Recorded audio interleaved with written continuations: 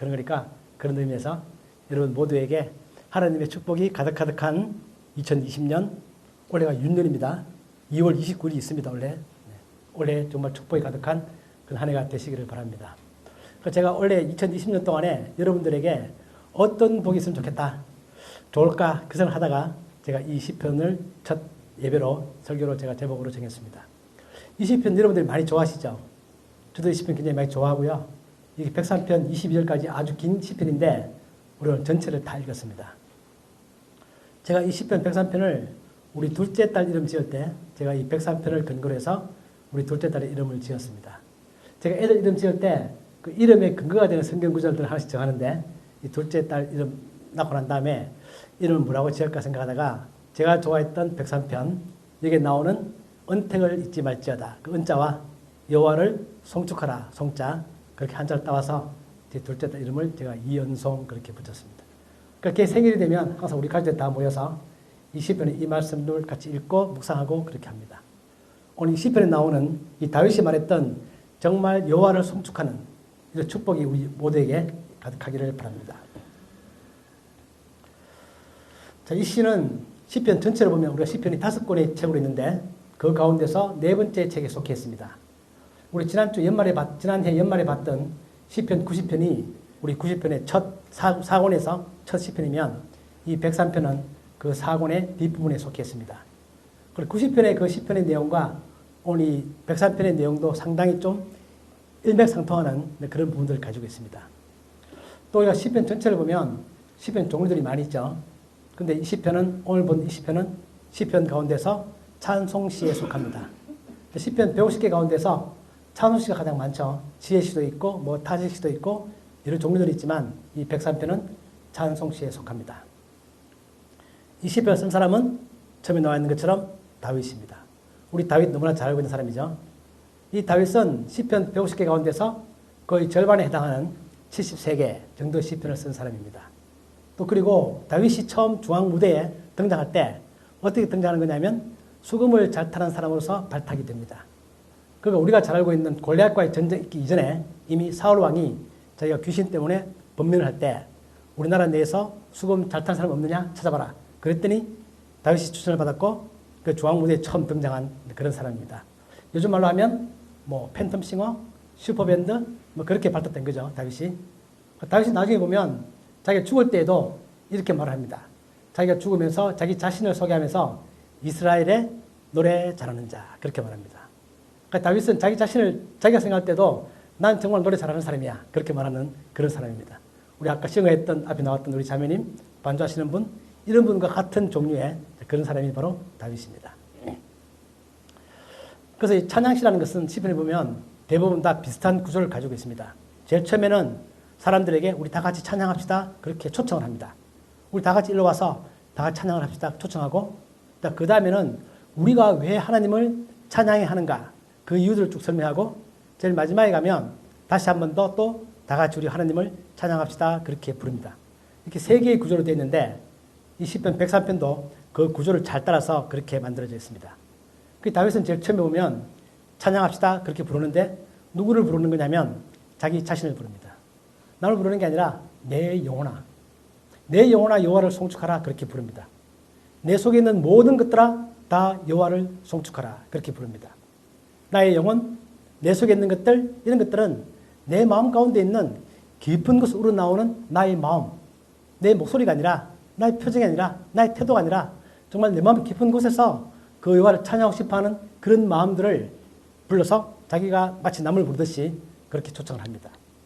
그걸 그 다음에 보면 찬양해야 될 이유를 세 가지를 말하고 있는데 첫 번째는 내가 내 개인적으로 하나님을 찬양해야 될 이유를 말합니다. 나는 내 개인적으로 하나님을 찬양한다. 두 번째에서는 나만이 아니라 우리 공동체 다 모여있죠. 우리 공동체가 다 같이 하나님을 찬양해야 될 이유에 대해서 말합니다. 세 번째 가면 나를 넘어서서 공동체를 넘어서서 온 우주가 하나님의 온 피조물들이 여호와를 찬양해야 한다 그렇게 말합니다. 또 그래 마지막에 가면 다시 제일 마지막에 내 영혼아 여호와를 송축하라 그렇게 말합니다.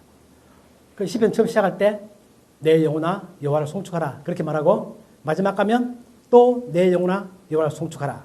그러니까 똑같은 말이 처음과 끝에 반복되는 것 제가 몇 번 말씀드렸던 것처럼 그걸 우리가 인클루시오 그렇게 부릅니다. 그러니까 처음과 끝에 똑같은 말이 반복되면서 그 시편 전체의 내용을 딱 한마디로 요약하면 뭐다? 내 영혼아 여호와를 송축하라. 이것이 이 시편 전체의 주제가 되는 것입니다. 그 다윗은 그러면서 이렇게 말합니다. 내가 왜 여호와를 송축해야 되는가? 그 얘기를 하면서 첫 번째는 그 여호와의 언택을 잊지 말자 그러는 것입니다. 여러분들도 과거에 언젠가 내가 우리 주님을 믿을 때에는 뭔가 주님께서 나에게 베풀어 주신 은혜가 있었죠. 분명히 뭔가 있었을 것입니다. 사람들마다 그 종류가 다 다르긴 하겠지만 뭔가 분명히 있었죠. 그런데 시간이 지나면서 우리는 그것을 잊어버리는 것입니다. 우리 신앙에 있어서 중요한 것은 하나님께서 나에게 주신 그 은택을 결코 잊지 않는 것입니다. 우리가 가끔 하나님께 불평할 수 있습니다. 하나님 이게 뭡니까? 하나님 왜 저를 이렇게 대접하십니까? 하나님 저에게 이렇게밖에 못해 주십니까? 그런 불평할 때가 있지만 그러나 우리가 설령 불평을 한다 할지라도 그때 내가 하나님께 나아가서 불평하는 것이고 그 말 속에는 내가 아직까지 하나님을 잊어버리지 않고 있다는 것이 포함되어 있습니다.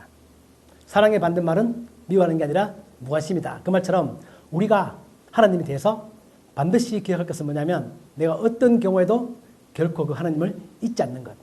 그것이 정말 중요한 것입니다. 그러면서 다윗은 이렇게 말합니다. 하나님께서는 나의 모든 죄악을 사하신다. 하나님은 우리를 부를 때 우리와 가까워지고 싶으신데 우리의 죄 때문에 하나님과 우리 사이에 뭔가 벽이 생기는 것입니다. 하나님 첫 번째 하나님 보실 때는 우리에게 우리의 모든 죄를 사해주고 싶어 하십니다. 그래서 우리가 죄가 없을 때 하나님과 내가 가까워질 수 있는 것처럼 첫 번째 하나님은 나에게 나의 모든 죄를 사하시는 그런 분이다 라고 말합니다. 두 번째는 내 모든 병을 고치십니다. 즉 영혼의 죄를 다 용서하시면서 동시에 우리 육체가 가지고 있는 이런 질병들 이걸 또 다 고치시는 그런 분이십니다. 성경은 우리의 정신과 우리의 육체가 별개가 아니다 그렇게 말하죠. 항상 우리의 죄와 우리의 질병과 우리의 정신과 우리의 영혼과 우리의 육체는 항상 연결되어 있는 것입니다. 그렇지만 세 번째는 우리의 생명을 파멸해서 구속하신다. 여기서 말하는 파멸이라는 단어는 웅덩입니다. 피트, 웅덩이다. 내가 살면서 만나게 되는 아주 나쁜 상황들, 최악의 상황들 그런 것들을 말합니다. 아주 극단적인 최악의 상황은 바로 우리의 죽음이죠. 하나님께서는 우리를 죽음의 구멍에서부터 우리를 건져내시는 그런 분이십니다. 속량하십니다. 예수님께서 십자가에 죽으심을 해서 우리를 모든 죄를 용서할 뿐만 아니라 우리를 죽음으로부터 우리를 다 구해내시는 그런 분이 바로 우리의 여호와시다. 그것 때문에 내가 우리 하나님을 우리의 여호와를 찬양해야 될 이유가 있는 것입니다. 그러시면서 네 번째 가면 인자와 긍휼로 관을 씌우는 분이다 라고 말합니다. 앞에 세 가지는 우리로 하여금 뭔가 부정적인 것들 우리의 죄를 용서하시고 우리의 병을 치료하시고 나를 파멸해서 속량하시고 뭔가 부정적인 것에서부터 나를 끄집어내시는 그런 분으로 묘사되어 있는데 이제 하나님께서는 거기서 한 걸음 더 나아가 우리에게 인자와 긍휼로 관을 씌우시는 그런 분이십니다. 즉 하나님은 우리를 악으로부터 죄로부터 구해내시지만 거기서 멈추는 분이 아니라 더 나아가서 인자와 긍휼로 관을 씌우는 그런 분이십니다. 탕자에 비유해서 탕자가 돌아옵니다. 아버지는 그 탕자의 죄를 용서하십니다. 그걸로 끝나는 게 아닙니다. 아버지는 그에게 가장 좋은 옷을 입힙니다. 그리고 가락지를 끼워줍니다. 우리 하나님은 그러신 분이십니다. 우리가 어려울 때 단지 우리를 어려움 가운데서 구해내는 것 그걸로 끝내는 그런 분이 아니시라 더 나아가서 우리에게 정말 좋은 것으로 더 채워주시는 그런 분이십니다. 그렇기 때문에 당연히 그 다음에서 내 소원을 만족해 하셔서 나로 하여금 더 이상 바랄 게 없는 그런 상태로 만들어 주십니다. 다윗도 그렇게 말하는 거죠. 내 잔이 넘친다. 내가 더 이상 하나님께서 나를 모든 이 세 가지 사실부터 나를 구해 주시고 더 나아가서 나에게 인자와 긍휼로 관을 씌울 때 또 내 소원을 만족하실 때 정말 나는 더 이상 하나님을 향하여 더 이상 바랄 게 없는 정말 내 잔이 차고 넘치는 그러한 정말 상태를 내가 갖게 된다. 그렇게 다윗은 그런 이유 때문에 나는 여호와를 찬양한다. 내 영혼이 여호와를 송축한다. 그렇게 말합니다. 그러면서 그 결과적으로 나의 청춘으로 하여금 독수리처럼 새로워지는 그런 삶을 살게 한다. 그렇게 고백합니다. 우리의 청춘이 새로워집니까? 여러분 원래 한 1년이 지나면 한 살 더 먹으면서 더 몸은 더 약해지죠. 그것을 우리가 부정하지 않습니다. 그래서 바울도 그렇게 말하죠. 우리 그 사람은 날로 후패한다. 그러나 우리 속 사람은 날로 새로워진다. 2019년보다 2020년에 여러분의 몸은 1년 더 늙었습니다. 분명합니다. 그렇지만 우리 속 사람은 날로 더 새로워지는 것입니다. 언제까지? 죽을 때까지. 그것이 여기서 말하고 있는 내 청춘으로 독수리처럼 새롭게 한다는 것은 내 속 사람, 하나님을 향한 나의 열정, 그분을 사랑하는 나의 마음들, 이런 것들은 나날이 점점 더 깊어져 가는 것입니다. 올해 2020년 여러분들 삶 가운데 정말 내가 작년보다도 내 몸은 1년 더 늙었지만 내 마음 가운데 그분을 사랑하는 마음, 그분을 찬양하는 마음, 그분을 기뻐하는 마음들은 더 커지는 그런 한 해가 될 줄로 저는 정말 그렇게 믿습니다. 그런 축복이 가득 차기를 그렇게 바랍니다. 그러시면서 이제 두 번째 그러면 이제 나 개인을 넘어서서 우리 온 공동체가 하나님을 찬양해야 될 이유에 대해서 말합니다. 여기 보면 6절이죠. 6절에 보면 여호와께서는 억압당하는 모든 자를 위하여 심판하신다. 그렇게 말합니다. 모든 자. 하나님은 자기의 백성만 아니라 온 지구 땅에서도 이미 구약시대에서도 모든 백성들이 그 억압당하는 모든 사람들을 위해서 하나님은 심판하시는 그런 하나님이시다. 그렇게 말합니다. 그러면서 말하기를 여호와는 그의 행위를 모세에게 그 행사를 이스라엘 자손에게 알리셨다. 그렇게 말합니다. 하나님이 모세에게 어떤 걸 알리셨습니까? 하나님이 이스라엘 백성에게 어떤 걸 알리셨습니까? 바로 그 다음에 나옵니다. 여호와는 긍휼이 많으시고 8절에 보면 은혜로우시며 노하기를 더디하시고 인자심이 풍부하시다. 이렇게 말합니다. 이 말은 지금 다윗이 옛날에 여호와께서 모세에게 했던 그 말을 가지고 와서 지금 인용하는 것입니다. 그 출애굽기에 보면 모세가 시내산에 가서 십계명 받으러 올라갔죠. 그런데 이스라엘 사람들이 모세가 갔다 오기를 기다리지 못해서 밑에서 뭘 만듭니까? 금송아지를 만듭니다. 모세가 그걸 보고 내려와서 화가 나서 십계명 돌판을 집어던져서 다 깨져. 하나님도 화가 났습니다. 그러시면서 이 백성을 내가 다 죽이겠다. 현재 이 자리에서 다 죽이고 모세로 하여금 새로운 민족을 만들겠다. 그렇게 말했을 때 모세가 안 됩니다. 하나님 용서하십시오. 저 백성을 용서하십시오. 그래 간청을 해서 하나님께서 그 중에서 핵심 멤버만 죽이고 나머지 모든 백성들은 다 살리셨습니다. 그 다음에 여호와께서 모세에게 하신 말씀이 뭐냐면 나는 여호와다. 나는 여호와다. 나는 긍휼이 많고 은혜롭고 노하기를 더디하고 인자와 긍휼이 많은 그런 하나님이다. 그렇게 소개를 했었습니다. 하나님께서. 오늘 다윗이 옛날에 여호와께서 모세에게 했던 그 말을 오늘 다시 가지고 와서 시편 104편 가운데서 다시 한 번 더 인용하는 것입니다. 그 여호와께서 모세에게 그 이스라엘 백성들에게 자기를 알리신 그 모습이 뭐냐면 여호와의 속성은 이런 분이다라는 것입니다. 우리 보통 구약을 생각하면 구약 하나님은 무섭고 심판하신 하나님이시고 그런 하나님이시다라고 우리가 생각하기 쉽지만 하나님은 구약의 하나님일 때에도 그는 자신은 긍휼이 많고 노하기를 더디하시고 은혜롭고 인자와 진실이 많고 그런 하나님이시다라고 이미 그렇게 소개하고 있습니다. 하나님의 속성은 바로 그런 것입니다. 그분은 화를 더디내시는 분이십니다. 그러시면서 모세가 말하기를 그런 하나님에 관하여 다시 한 번 더 이스라엘 백성들에게 말해주고 하나님이 용서를 기뻐하는 그 사람이 되도록 그렇게 말한 것입니다. 다윗은 또한 뭐라고 말하냐면 하나님 헤세드에 관한 말합니다. 헤세드. 제가 몇 번 말씀드렸던 말씀인데 정말 기억할 중요한 말씀이죠. 구약에 나오는 하나님의 속성의 가장 큰 것, 헤세드. 히브리어입니다. 헤세드. 따라 한번 해보실래요? 헤세드, 헤세드. 영어로 번역하면 steadfast love 또는 unchanging love 그렇게 번역합니다. 우리말로 하면 절대 변하지 아니하는 확실한 사랑 그런 뜻입니다. 우리가 하나님을 잊어버려도 우리가 하나님을 배반해도 내가 하나님을 미워해도 그럴 경우에도 하나님께서는 선택한 자기 백성들 향하여 끊임없이 사랑하는 그 사랑이 헤세드라는 것입니다. 우리나라 성경에는 이 말 자체가 인자심 그렇게 번역되어 있습니다. 그런데 인자하다는 그 단어 가지고는 이 헤세드의 의미를 다 살려낼 수가 없죠. 구약이 정말 중요한 의미인 헤세드.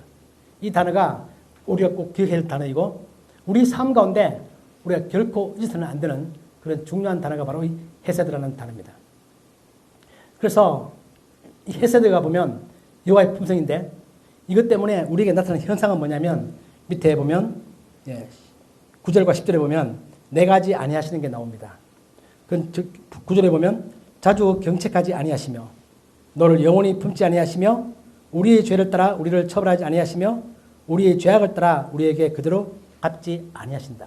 네 가지 아니하시는 것. 한마디로 딱 말하면 하나님은 우리를 우리의 죄만큼 벌을 주지 않는다 그 뜻입니다. 이 세상에서는 죄를 지으면 징역 1년, 징역 2년, 심하면 무기징역 그런 벌들이 있지만 하나님 앞에서는 우리 모든 죄는 전부 다 뭐다? 아무리 가벼운 죄를 할지라도 하나님 거룩하신 하나님 앞에서는 우리의 죄는 다 사망이죠. 상인 것입니다. 하나님은 우리의 죄를 결코 있는 그대로 갚지 않아야 하시는 그런 분이십니다. 물론 그분은 정의를 행하십니다. 정의 하나님이죠.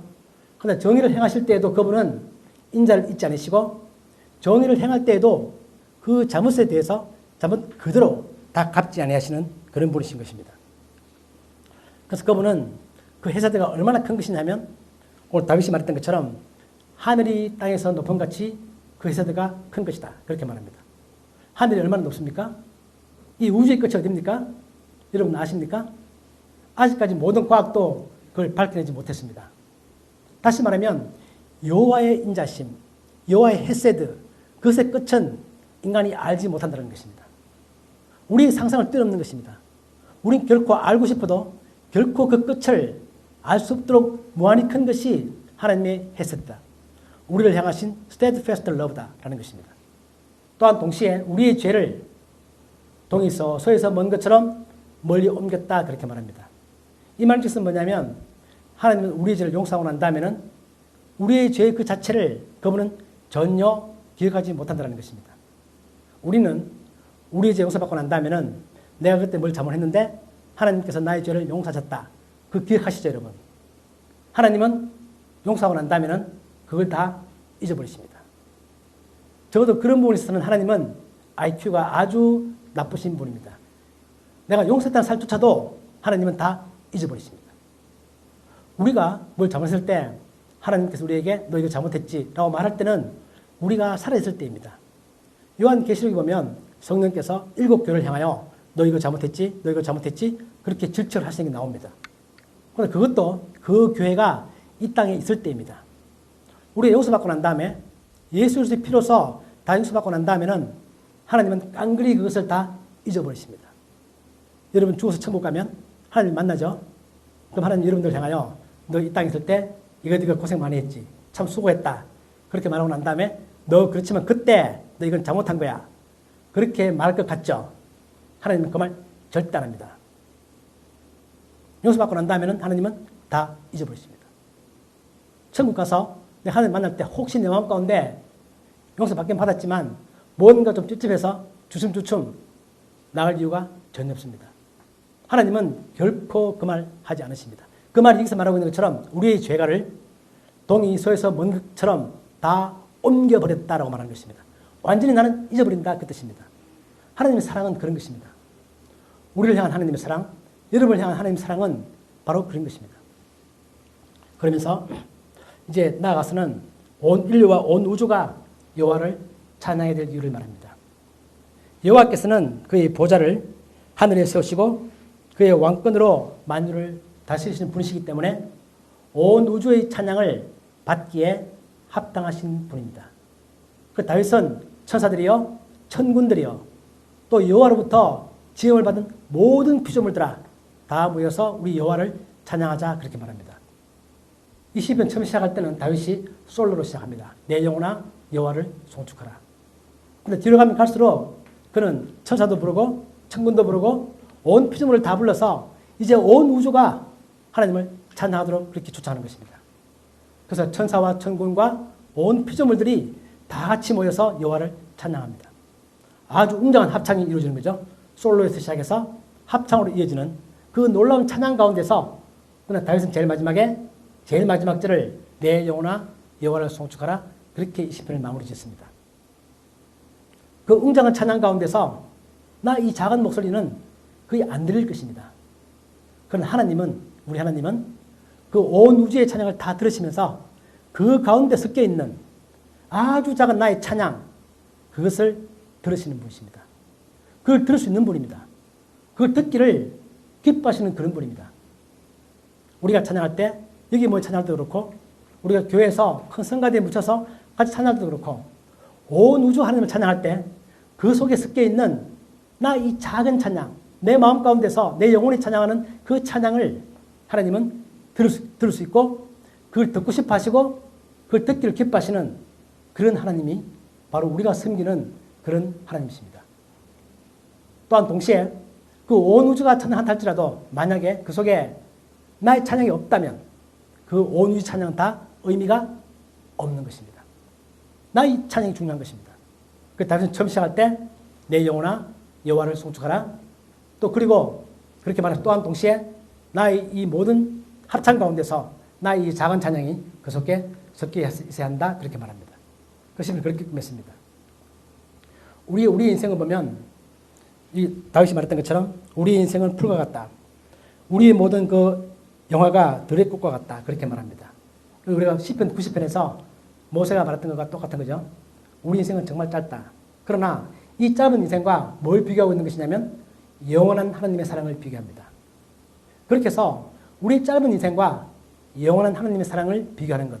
그것이 어떤 의미가 있는 것인가 하면 우리의 삶은 짧지만 우리를 사랑하시는 그 사랑 때문에 우리의 인생은 영원한 인생이 되는 것입니다. 에베소서에 보면 바울이 그렇게 말합니다. 창세전에 우리를 선택하셨다. 자, 창세전에 우리는 없었는데 어떻게 우리를 선택하시는 거죠? 또 요한계시록에 보면 이렇게 말합니다. 그 마지막 때가 되면 하나님께서 새하늘과 새 땅을 만들고 난 다음에 여호와와 함께 우리 모두가 세세토록 왕노릇한다. 그렇게 말합니다. 그렇다는 얘기는 우리는 창세전의 선택을 받았고 또 마지막까지 영원토록 우리가 여호와와 함께 하나님과 함께 세세토록 왕노릇한다는 얘기는 우리의 인생이 이 땅에서 100년, 짧으면 90년, 80년, 70년 그 인생이 살지라도 여호와의 영원한 사랑 때문에 우리의 인생은 영원한 인생이다. 그 뜻입니다. 하나님을 모르는 사람들, 그를 찬양하지 않는 사람들은 그들의 삶은 길어야 100년으로 끝납니다. 그러나 하나님의 택하심을 받고 우리가 예수를 영접하고 하나님을 믿는 우리는 우리의 삶은 이 땅에서 눈에 보이는 그 짧은 생애가 아니라 여호와의 사랑과 함께 아주 영원한 삶을 산다는 것입니다. 이게 아주 놀라운 비밀이죠. 여러분 이걸 믿으세요? 정말 믿습니까? 내 삶이 내가 태어난 그 순간부터 한 50년 살았다? 60년 살았다? 이제 70년이 끝난다? 80년이 끝난다? 그게 끝나는 게 우리 인생이 아니라는 것입니다. 우리는 죽음 이후에 부활이 있고 그 부활 이후에 우리의 삶은 계속 이어질 것이고 또 하나님께서는 우리를 창세전에 선택하셨습니다. 그 이야기는 뭐냐면 창세전에 이미 하나님 머릿속에는 우리가 있었다는 뜻입니다. 그렇기 때문에 우리의 삶이라는 것은 여호와의 영원하신 사랑 때문에 우리의 짧은 인생은 짧게 끝나는 게 아니라 우리 인생은 정말 영원히 지속되어지는 이 놀라운 복이 우리가 가지고 있는 그 놀라운 복이다라는 것입니다. 여러분 표정이 믿기지 않는다는 표정이세요? 그러니까 사실입니다. 성경이 그렇게 말하고 있는 거죠. 오늘 시편과 아주 가까운 내용을 보면 이 바울이 있었던 에베소서가 아주 가까운 시편 내용과 아주 흡사한 가까운 성경 구절입니다. 잘 보이십니까? 다 같이 읽어보실까요? 에베소 1장 3절에서 6절까지 다 같이 시작. 찬송하리로다. 하나님 곧 우리 주 예수 그리스도의 아버지께서 그리스도 안에서 하늘에 속한 모든 신령한 복을 우리에게 주시되 곧 창세전에 그리스도 안에서 우리를 택하사 우리로 사랑 안에서 그 앞에 거룩하고 흠이 없게 하시려고 그 기쁘신 뜻대로 우리를 예정하사 예수 그리스도로 말미암아 자기의 아들들이 되게 하셨으니 이는 그가 사랑하시는 자 안에서 우리에게 거저주시는 바 그의 은혜의 영광을 찬송하게 하려는 것이라. 하나님은 우리를 여러분 각자를 정말 창세전에 선택하셨습니다. 그리고 우리에게 신령한 복을 주셨습니다. 그 신령한 복이 어떤 것인가를 우리로 하여금 알게 하기를 그분은 원하십니다. 그렇게 해서 우리로 하여금 하나님의 아들들이 자녀가 되게 하셨는데 그 이유는 뭐냐면 우리 마음 가운데서 그러한 복을 주신 그 하나님을 정말 기뻐하기를, 정말 찬송하기를 그런 목적을 가지고 우리를 창조하시고 우리를 선택하시고 우리에게 그러한 복을 주신 것입니다. 오늘 이 마음이 다윗의 마음이었고 시편 103편을 통해서 다윗이 그러한 마음들을 찬양하면서 우리 모두를 그런 찬양에 동참하도록 우리를 부릅니다. 이제 올해 2020년 우리 마음 가운데 정말 이러한 복이 넘치기를 정말 축복합니다. 내가 어떤 순간에도, 내가 어려운 순간에도 이 구절을 잊지 마시고 여호와의 은택을 결코 잊지 마시고 내 마음 가운데 주시는 하나님의 그 은혜들, 그 놀라운 축복들, 나는 정말 영원히 사는 존재고 이 땅에서 눈에 보이는 이것은 정말 그 영원한 삶 가운데서 한 순간일 뿐이다. 그것을 기억하면서 나 영원 가운데서 나의 짧은 시간들을 바라볼 수 있는 그런 시편 90편의 지혜와 또한 오늘 시편 103편의 이런 찬양들이 우리 가슴 가운데, 여러분 가운데, 저희 마음 가운데 정말 가득가득 차는 그런 2020년 되기를 예수님 이름으로 축복합니다. 아멘. 하나님 아버지